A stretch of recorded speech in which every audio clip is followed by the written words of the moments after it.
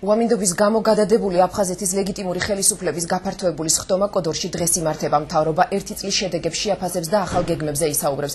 გაიმართება სამართლებრივი დახმარების პროექტის პრეზენტაციაც. პროგრამის მიზანი საჯარო მოხელეთათვის სამართლებრივი განათლების დონის ამაღლება. პროექტს ფონდი ღია საზოგადოება საქართველოს და დანაშაულის კვლევისა და პროგნოზირების ცენტრი განახორციელებს. ჩატარდება ტრენინგები, რის შემდეგაც საჯარო მოხელეები მოსახლეობაში სპეციალურ სწავლებას ჩაატარებენ. ამ კვირების განმავლობაში ბევრი საინტერესო ღონისძიება ჩატარდება ხეობაში.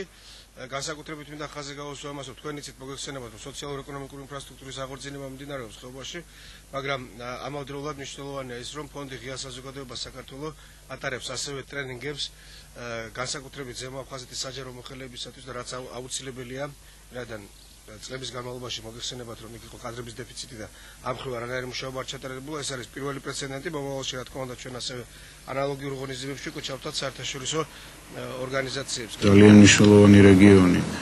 თავისი მოსახლეობით, იქ არსებული სტრუქტურებით სულ ახლახანს ინტეგრირდა ერთიან ქართულ სახელმწიფოებრივ სივრცეში, ხომ? და ძალიან დიდი მნიშვნელობა აქვს იმას, რომ როგორც რიგითმა ადამიანებმა, ისე მოხელეებმა კარგად იცოდნენ, რას წარმოადგენს ეს ერთიანი სამართლებრივი სახელმწიფოებრივი სივრცე და რამდენიმე დღიანი ტრენინგია ამ საკითხებში დაგეგმილი, გამზადებული არის მასალები შესაბამისი.